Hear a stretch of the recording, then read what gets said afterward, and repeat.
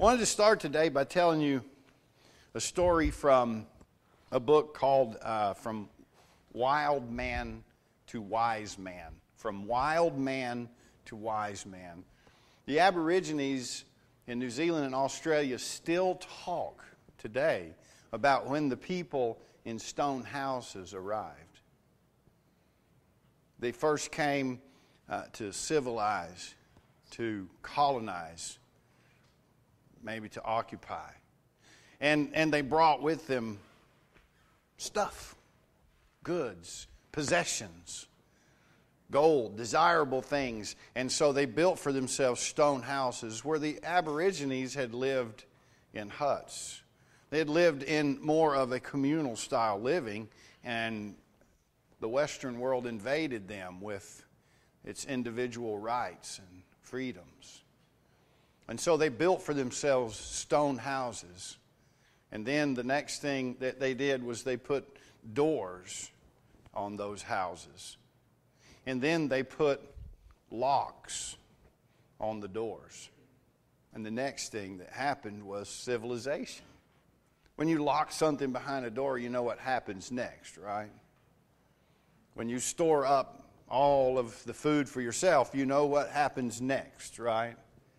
The barbarians from the north come down and they take the food that you're hiding.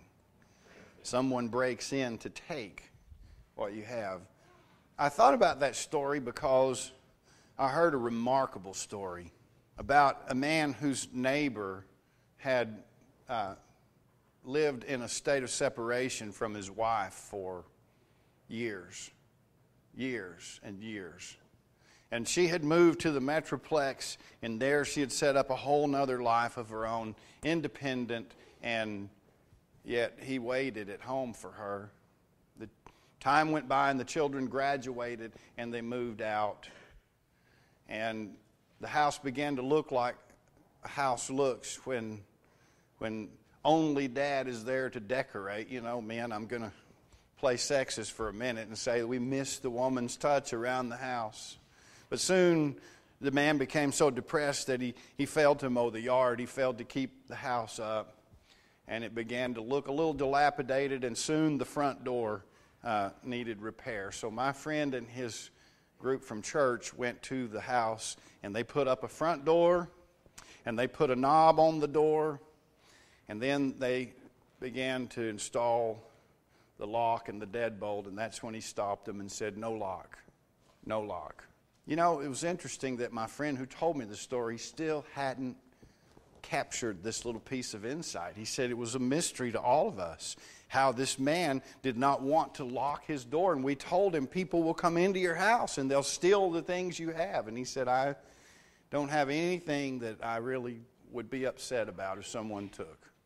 But you worked hard for your television, for your furniture, for the things you have in your home. You don't want people to just come in. He said, I'm not attached to anything there. I don't want to lock the door. Now, the story ends in a happy way. After 12 years of waiting, his wife came home and they had a garage sale because after 12 years, she had set up housekeeping in the Metroplex. And when she came home, she went to my friend in the church and said, we're going to be selling or giving away everything. We have 2 of everything. 12 years he waited. 12 years she came home and they blessed other families with couches, refrigerators. And my friend said, we never figured out why he didn't put a lock on that door. I knew why. It reminded me of another story. When I was a kid, wandering around, I was 25, 26 years old. That's a kid, right? Wandering around the country, getting into God only knows what. And I was staying with my grandmother for a brief time in Tennessee when she called me aside and she said, here's a key to this house. I knew the house well. It's where they took me to after I was born. I grew up in and around that home. That home was the most stable thing in my life, and it didn't go away until my grandmother died and the estate was sold. But she said, this key will open this door, son. I don't care where you go in this world. There's a place where you belong. You can get in here with this key. People in the stone houses came, and the culture amongst the Aborigines just vanished. It disappeared. They introduced things that they had never been aware of before. Crime rates skyrocketed, murder, deceit. These people, with the wisdom of the world, with all of the knowledge that the world had to offer, showed up among people without wisdom at all. And yet their culture crumbled. It did not grow in a positive direction. Makes you ask the question, what is wisdom? Now, I cheated today because that sometimes is the wise thing to do, right? If you've got to look good, cheating is not always unwise. So I cheated today. I taught the youth Sunday school class, and I used this text. So I got some more insight to offer you today by going through this earlier with the kids. And I asked them, who is wise? And you know what they said first? You guys are going to like this. You know what they said first? No, they didn't say anything about the pastor. Thank you, dear. I don't know who said that, but if I knew, you have a turkey coming for me at Thanksgiving. Bless you. They said Dad was wise. Wow, Dad, did you know that? Sometimes we forget that because sometimes they don't treat us like they think we're wise, you know. But they said, Dad is wise. And I said, why? And they said, well, because Dad's old. Hey, but they recognize something. With age comes experience. And with experience comes, oh, y'all are just messed up today. You're thrown off. I'm going to try that again. With age comes experience, and with experience comes, yeah, wouldn't it be nice if that were right? Tricked you again, didn't I? I got you to say it. Well, with experience, wisdom should come. Really. I mean, if God wanted to be tough about it, God could say, you old man have no excuse. You've seen it all, heard it all, done it all. But it doesn't always work that way. So I asked them the next question then, what is wisdom? And at first they talked about wisdom being things you could learn in school. Wisdom is knowledge, the knowledge of math and science and history and literature. And they even talked about medicine, Jamie. The doctor is wise. But we decided after a little study that was maybe a key to wisdom, a tool to wisdom, but intelligence did not necessarily define wisdom. You know, we sit in this Bible. I talk about Bible study a lot, but man, it's so good to be there and to hear from you instead of watching you stare at me as I talk and go, I'm going to nod any minute. We sit in Bible study with people who have all various levels of education. They're all there.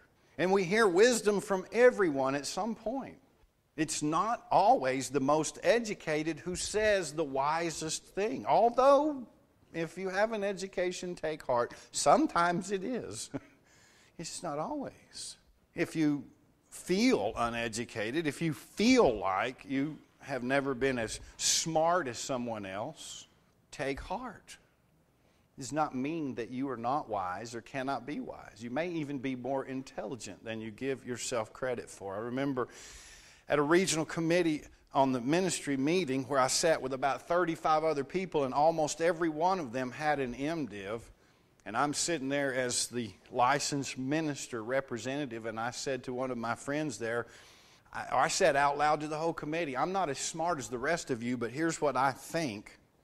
And my friend pulled me aside and he said, I'm going to BS you at the table next time you say that, man. Don't ever let that come out of your mouth again. So I'm going to pass that on to you.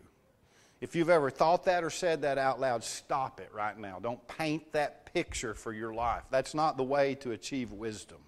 So in James, we heard this, that the wisdom from above, the wisdom from God is pure, peaceable, gentle, willing to yield, and full of mercy.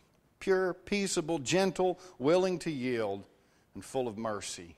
So we talked again about what that meant. Do you know what one young man said before we read that? That the person who was wise was the person who could bring calm to any situation.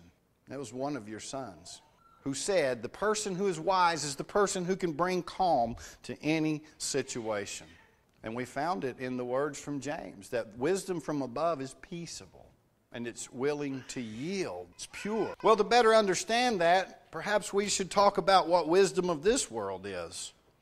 If it is wisdom, if it is knowledge, if it is a desire that is based on self-concern, on envy and self-concern. You know, maybe one of the hardest things that we can do is to yield to someone else.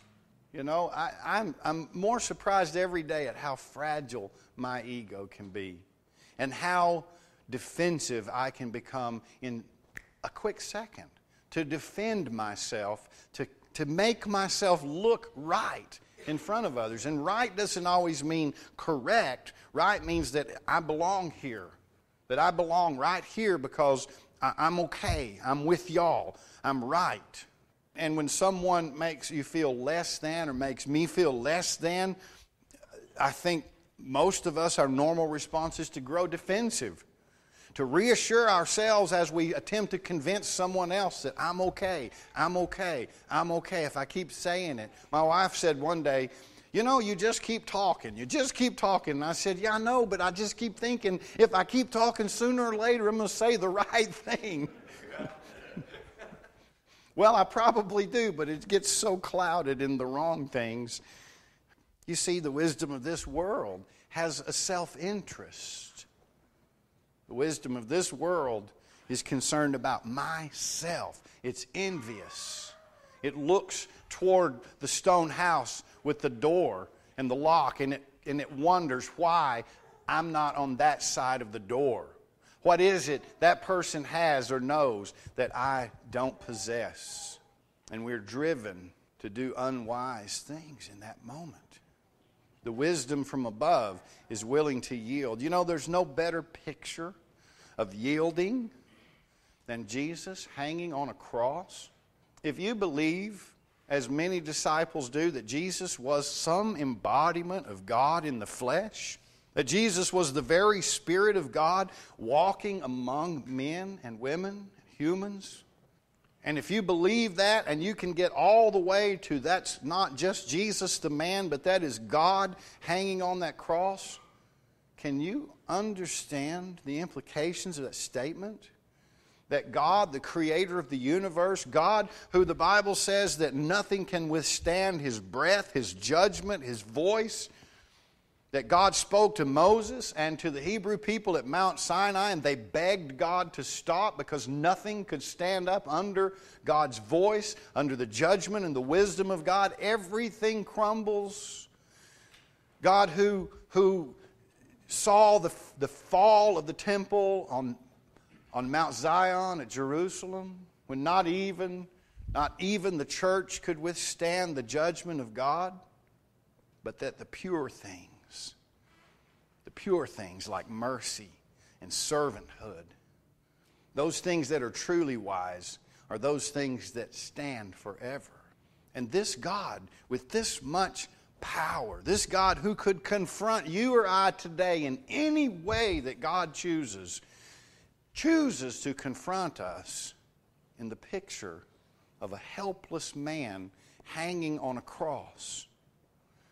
I like this picture in stained glass at one of the Lutheran churches in town of Jesus with his hands bound in front of him like this, and he's beaten and he is arrested, and everything is done except for the crucifixion. He's been condemned and he's waiting to be executed now. And there the hands are bound in front, not behind, in the front. To me, that is God saying, here I am, look, see my hands. They're not back here where I can be using trickery or deceit. They are here in front of you, bound. I stand before you harmless and helpless today. Now that's a willingness to yield. And I hope that the next time you are in a situation where you are having to argue your point and push it to be right, that you will remember that picture and remember the most powerful entity in all of the universe saying, I'm harmless to you here, accept me. Can you then move from your position? Can you move from your defense into yielding to another? Man, that's hard to do. The last thing about wisdom is this. You can know what wisdom is. You can know what it is to be wise. But if you do not apply that to your life, there's nothing wise about it. You see, the young people today determined that wisdom was action. It wasn't necessarily a noun. It was a verb. It was action. It was having the intelligence to know what was the wise thing and the ability and the will to put it to work in your life. Peter Rollins says that people come to church every week and they hear the truth of the gospel preached to them and they nod as if to agree with it, and then they walk out the doors. And in the living out of their lives through the rest of the week, they do not embody or embrace a single piece of that truth. Surely that is not one of us. Wisdom is to know the truth and to accept it and apply it to your life. Wisdom is having wisdom and knowledge and action to go with it. So I asked them. I wanted to make sure they did their homework, so I told them they had to write something down and bring it to me, and I was going to read it during the sermon. So these were the responses. I asked them to write down for me how they could apply wisdom that was pure, that was peaceable, wisdom that was gentle, willing to yield and full of mercy. Where in their own lives in the next week could they look to apply wisdom? By the way, I have not read these yet, okay? So, together we will discover what our young people have to teach us today. How can I apply wisdom in my life in the next week? One says studies. Listen in class so I can go to college and study some more until it hurts.